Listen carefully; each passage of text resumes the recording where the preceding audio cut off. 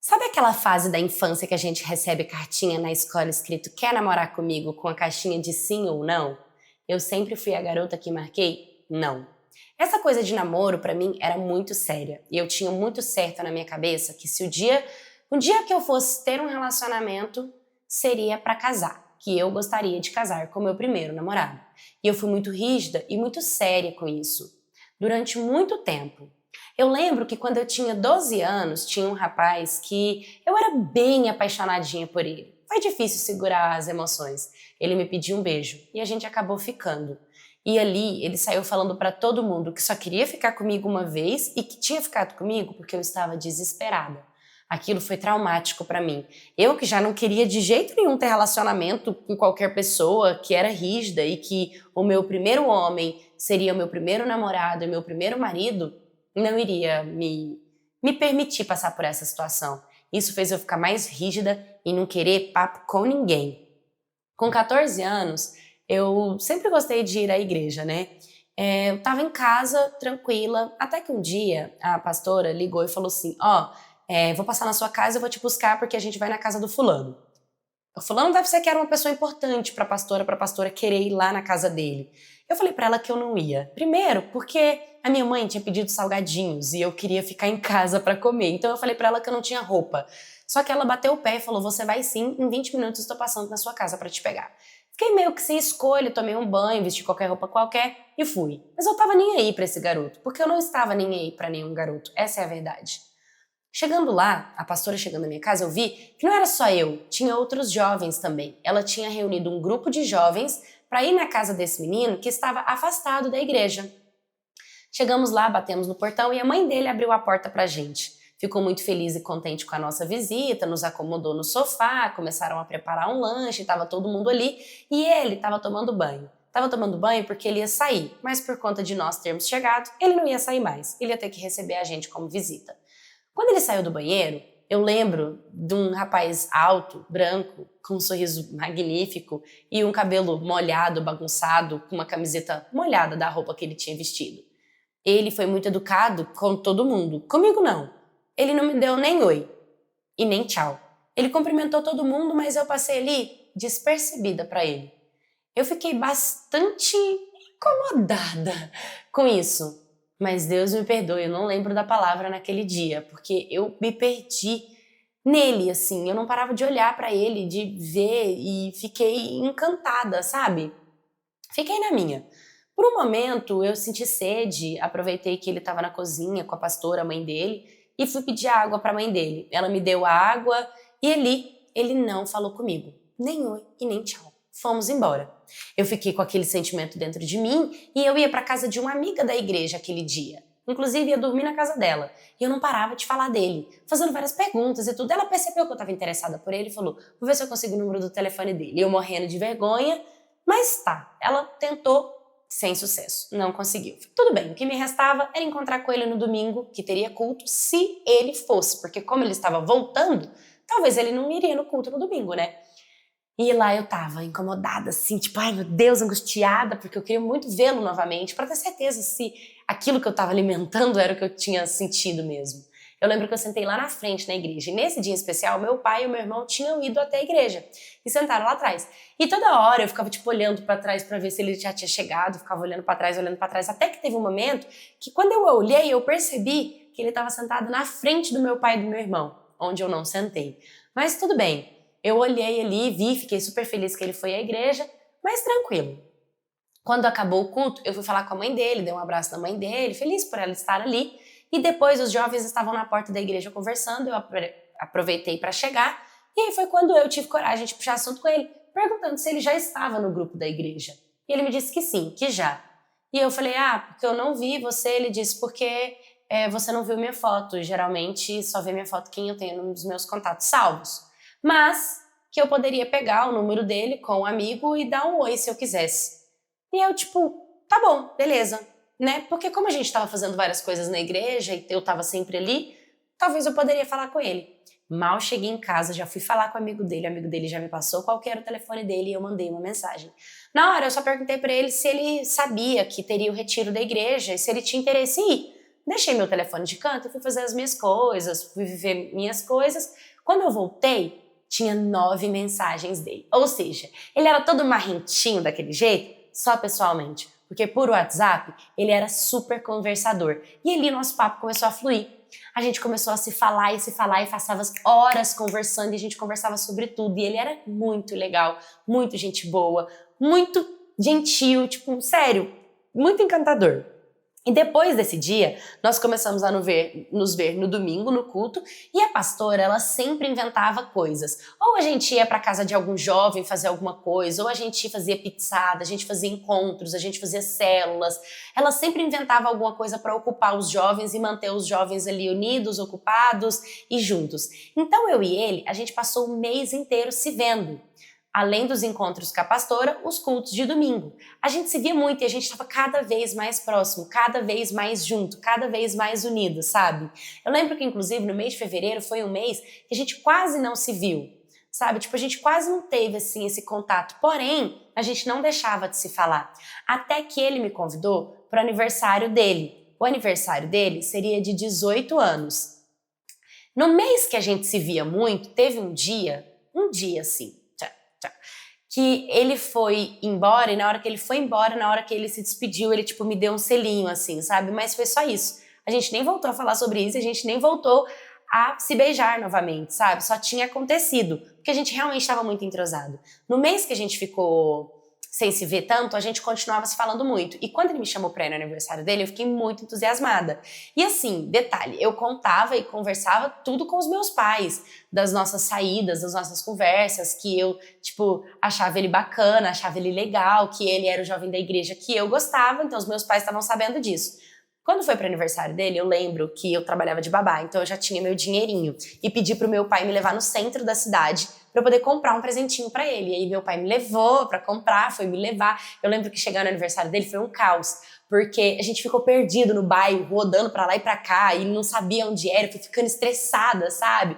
E aí teve uma outra, ai, não quero mais ir não, pai, vamos embora pra casa. E meu pai falou, não senhora, eu não gastei gasolina à toa, você vai sim, você comprou presente, você vai. Liga pra ele do meu celular. Aí eu peguei o celular do meu pai, liguei pra ele, eu lembro dele atender e falando assim, olha pra trás. E, tipo, a casa dele era bem atrás de onde eu e meu pai tava, sabe? E, tipo, foi aquele nervosismo, aquela insegurança, aquela coisa.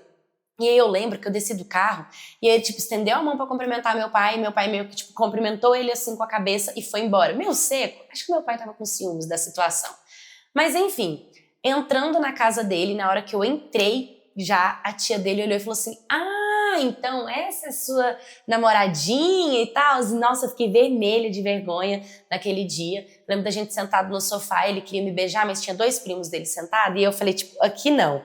E aí ele me chamou pra ir lá no quarto dele, eu lembro que, tipo, ele encostou na cama, meio assim, encostadinho, inclinado, e eu vim e beijei ele por cima e foi um beijo muito quente, muito caloroso e foi a primeira vez, assim, que a gente teve aquele beijo, assim, sabe, tipo... Muito bom, mas só foi isso, óbvio, com todo respeito, não passamos do beijo, né? Tipo, a gente tava no aniversário dele, logo a gente saiu, aproveitamos o resto da festa.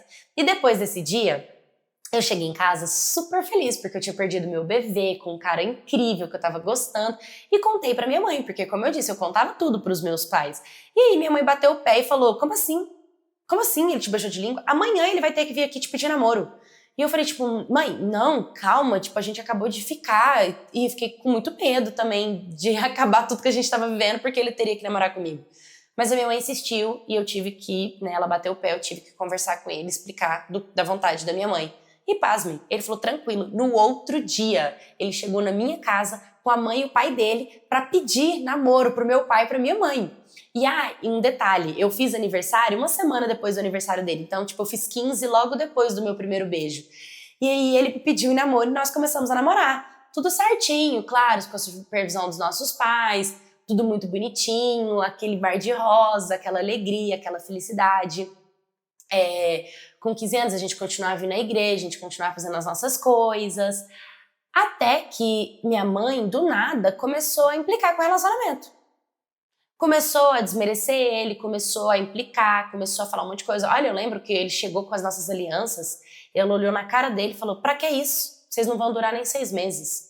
Sabe? Tipo, por que que ela tava fazendo isso? Ela não queria que ele fosse lá e pedisse namoro, ele é um menino bom, ele era um menino da igreja, tipo, por que que ela tava fazendo aquilo? Sabe? Não entendia. Ele via que a nossa relação de mãe e filha, tipo, tava ficando meio conturbada. E depois disso, eu parei de contar as coisas pra ela, porque tudo que eu contava ela brigava, tudo que eu falava pra ela, ela queria se intrometer, e ela falava que era pra gente terminar, que não era pra gente ficar, que era pra gente terminar, e ela insistia, tipo, me obrigando, ela queria me obrigar a terminar com ele.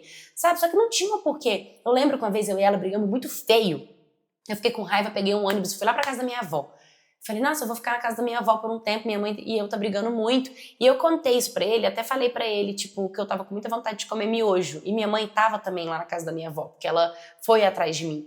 E ele chegou. Eu lembro que ele foi andando, porque não tinha como ele ir de outro jeito, e ele comprou um monte de miojo e foi andando até a casa da minha avó. Quando ele chegou lá com a sacola de miojo, a minha mãe brigou com ele, mandou ele voltar pra casa, falando que se eu quisesse miojo, eu pedia pra ela, porque eu tinha mãe, que eu não era sozinha no mundo não, e que se ela quisesse, ela que comprava pra mim, não ele, sabe? Eu lembro dele olhando assim, tipo, com miojo, a sacola de miojo na mão, ele virando as costas, indo embora, e aquela cena partiu meu coração. Sabe, ele foi lá fazer um agrado pra mim e ela brigou e mandou ele embora, tipo, nem deixou ele me entregar o miojo, tipo, era um miojo, por que que ela tava fazendo isso, sabe?